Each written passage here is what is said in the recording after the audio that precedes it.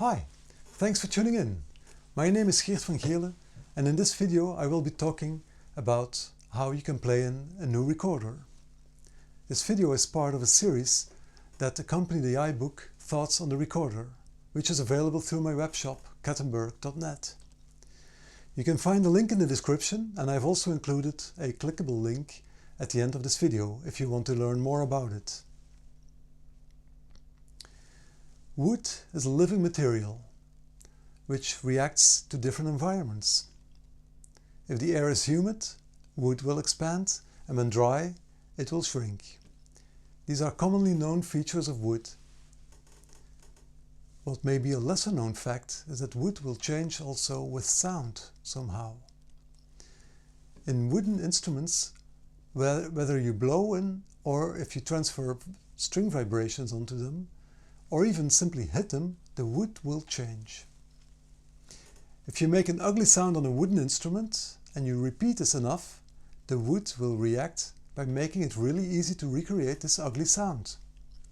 If, on the other hand, you make an effort to create a beautiful sound on an instrument, the wood will change something. And please don't ask me what it is, because I don't know. But what I do know is that the wood will be more resonant. It will provide a stronger, richer sound by the process of creating beautiful sounds alone. This is basically the one thing you need to remember. The more beautiful you play, the better your instrument will start to sound. Instruments will also keep improving over time. As an example, I can show you a couple of instruments that are dating back to the 70s.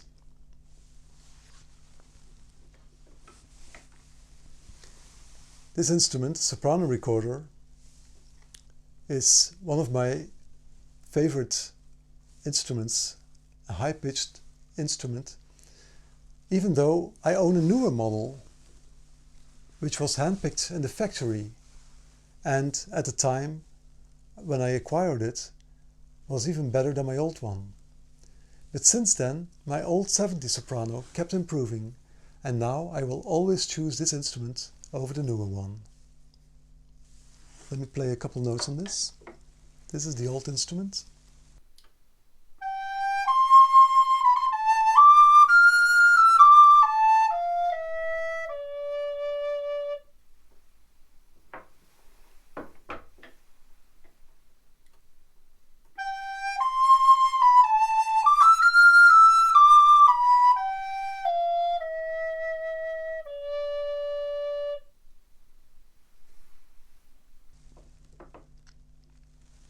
You can tell they're both very good instruments, but somehow the older one feels like it resembles more my way of playing, it resembles more my sound that I want to achieve. I have a similar story about two Marvin Renaissance sopranos that I own. The older one I bought second-hand, and was at the time by far not as good as the new one, which I bought more recently.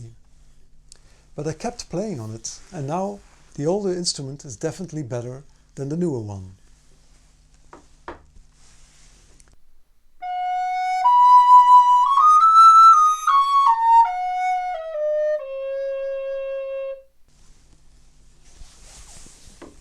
And this is the newer one.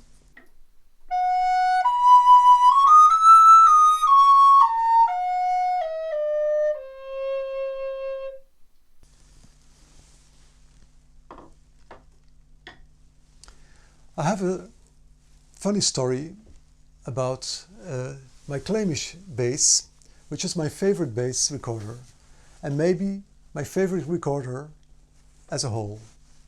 This bass recorder was first bought by the Flanders Recorder Quartet, I think in 1986, from the builder.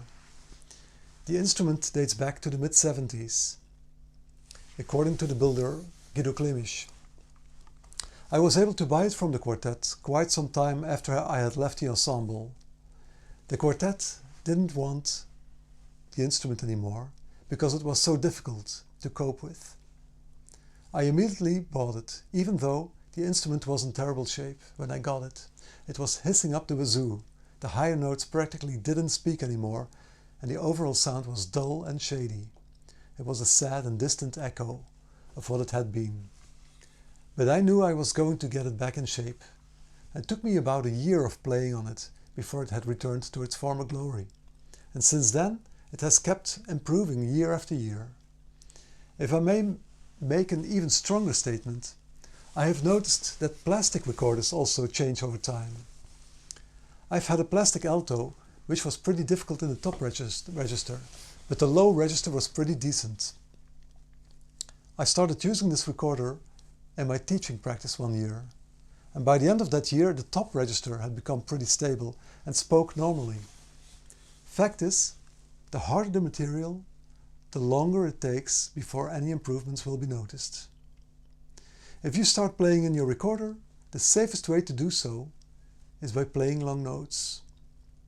Every note gets the duration of one breath, and repeat the note as much as you like. Also, before you start, it's a good practice to first warm your instrument, especially the head joint.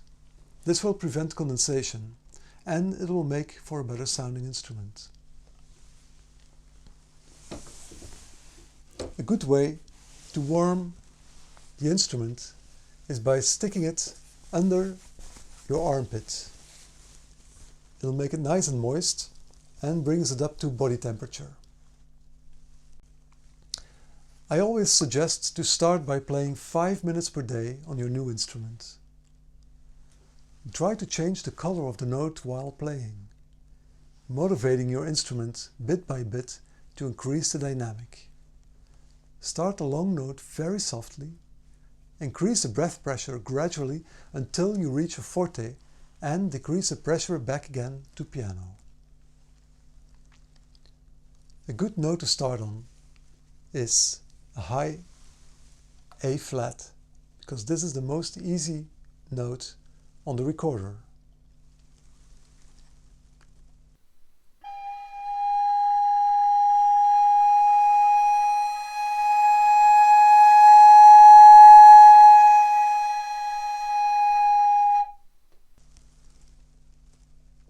You can go to different notes as well, preferably in the middle register.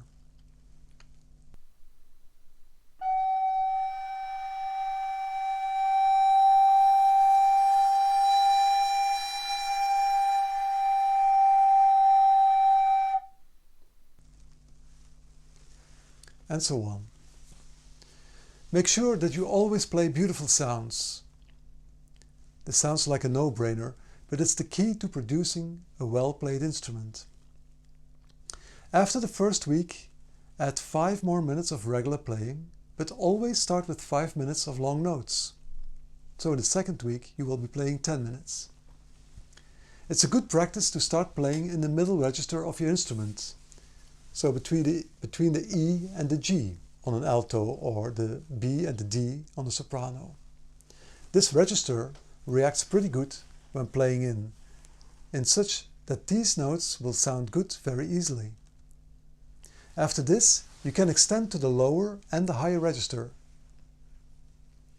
When playing in, you will notice sometimes some foggy, covered up sounds, especially in the higher register. Again, if you try to coax these sounds into more beautiful ones, they will open up after a while. It's a good idea to try to describe the quality of the sounds that you are hearing. Try to find some good matching adjectives.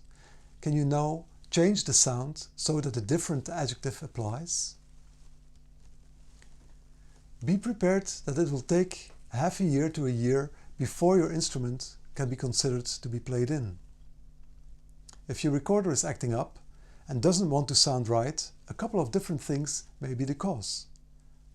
Maybe your block is acting up. This is possible since the block is made from a lighter type of wood, often cedar, with the purpose to easily absorb moisture. If you look in the windway and you see some drips of moisture in the windway, it may be time to apply some anti-condense liquid in order to cut the surface tension of the drips. Before you turn to this remedy though, first check whether your instrument is warmed up properly. A cold instrument will always clog up. The humid air from the breath condenses in the windway. In video 5 I will explain how to go about using anti-condense and how to make your own. During the course of your playing in your instrument, it may also be that the block raises to the extent that the windway becomes too narrow. There is a simple trick to check if this is the case. Cover the labium with one hand and look directly in the windway towards a light source. Keep your eye close to the recorder for this. If you can see a thin sliver of light shining through the bottom part of the recorder, you're probably still okay. If not, you can first try and see if the block will shrink back after not playing a couple of days. If it doesn't, or if the same situation keeps reoccurring, I think it's time to send the recorder back for a revoicing to lower the block. This is not something you want to be doing yourself. Only send back your recorder when there is something wrong.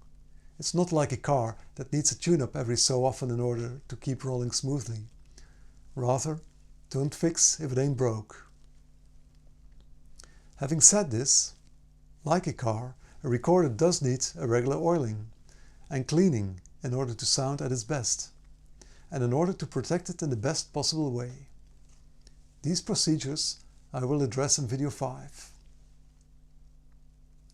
I want to end this video by summing up some benefits of playing long notes. It's great for warming up your instrument. By having a constant, uninterrupted stream of air going through the windway, you will create a channel, so to speak, for the moisture to run off the block easily. Your instrument is less likely to clog up. You are practicing your sound production in the best possible way. Your hearing gets a training session as well. You will start to hear more details and you will be sharpening your overall sense of hearing. The recorder gets also a training session with enriched sounds as a result. And it's perfect as a breathing exercise. See further chapter 2 in this book. You are preparing yourself mentally for your practice session. A moment of Zen where you can let your daily worries fall away and prepare yourself for some happy and hopefully fruitful recorder time.